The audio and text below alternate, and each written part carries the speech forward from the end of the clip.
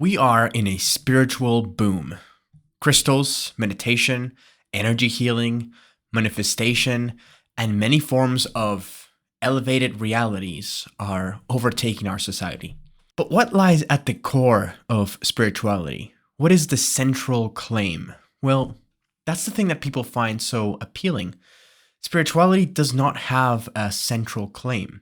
Spiritual practices range from belief that reality is elusive and mysterious to the claim that there is a specific medium or road to communicate with the transcendent. What ties it all together is the abandonment of concrete structures and the embrace of a more fluid, nuanced understanding of reality.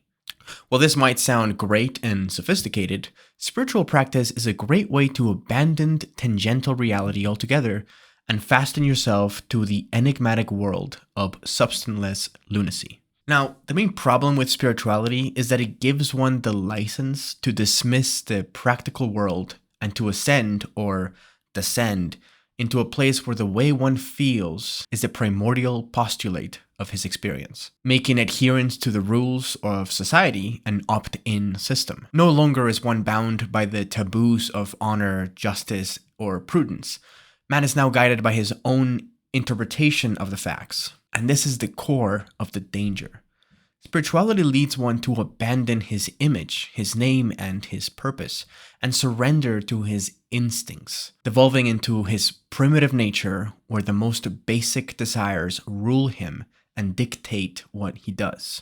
All the intellect has to do is justify this by fogging the concept of reality to the point where the mystery of existence overtakes all the practical assertions that have been laid out before him. Now, I know these are bold claims, and I know that there's a lot of people who, after a spiritual awakening, whether from a 7-gram mushroom trip or a DMT experience, or maybe reading a Jungian mystic, understand that life is all one consciousness, or presume that life is all one consciousness, and that we are all part of one big ball of energy. Connecting with each other through this energy is a vital form of spirituality. And yes, this might sound good, but the realization that there is something beyond the practical reality does not automatically follow that you know what that something is. The connection to other life could just be your ability to empathize, which is strengthened by emotions.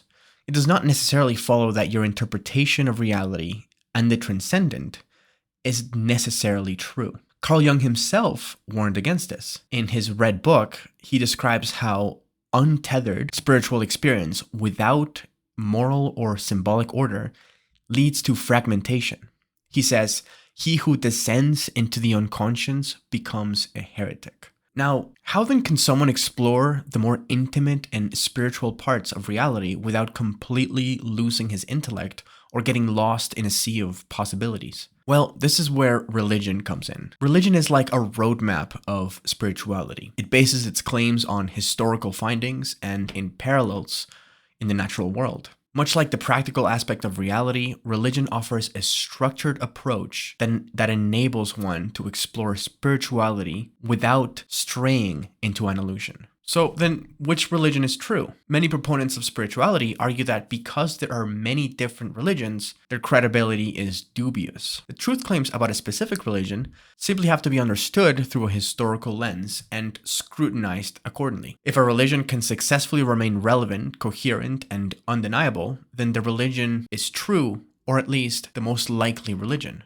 Now, there are many books and arguments as to which religion is the true religion, out of which a personal favorite is a simple one by C.S. Lewis, which goes as follows. 1. If God exists and wants to be known, he would reveal himself clearly. This follows from the assumption that God is a rational and loving being. A God who creates beings capable of reason and moral understanding would not leave them entirely in the dark. Romans 1:2 says, "His invisible attributes having clearly perceived ever since the creation of the world." 2. Of all major religions, Christianity makes the strongest historical claim to divine self-revelation. Unlike abstract spiritualities or mythologies, Christianity claims that God became a man in history at a specific time in a specific place. The claim of the incarnation, which is God becoming flesh, is uniquely verifiable or falsifiable among world religions. Other religions offer moral systems, philosophies, or mystical teachings. Christianity offers a person and invites investigation of that person's life, death, and resurrection. 3. The historical evidence for Jesus' life, death, and resurrection is stronger than for any other religious founder.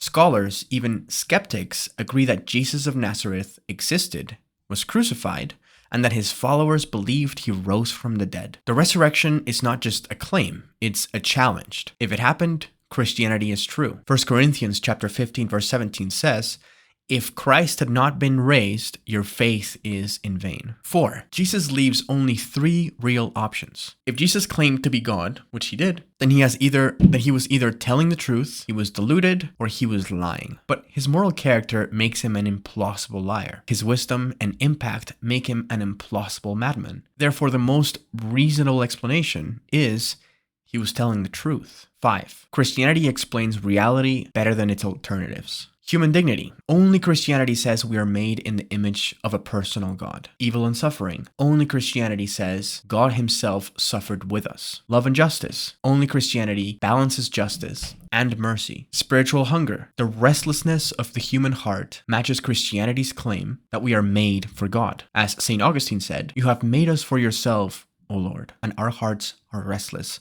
until they rest in you." So when it comes to spirituality, the danger is clear: a complete dissociation with a concrete moral and practical code, to which religion is the antidote. Now, as always, if you disagree, agree, or want to add to the discussion, feel free to leave a comment. And if you liked the video, please give it a thumbs up. It definitely helps the channel.